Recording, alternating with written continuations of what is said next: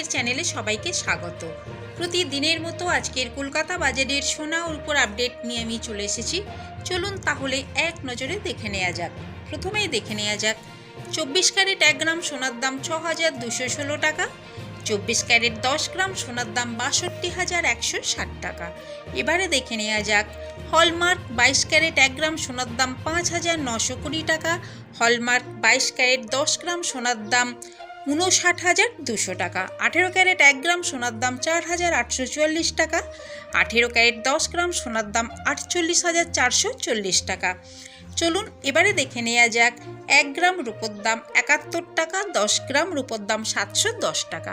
আমি আপনাদের এখানে যে দামটা বলেছি উইদাউট জিএসটি, এতে কোনো জিএসটি অ্যাড করা নেই।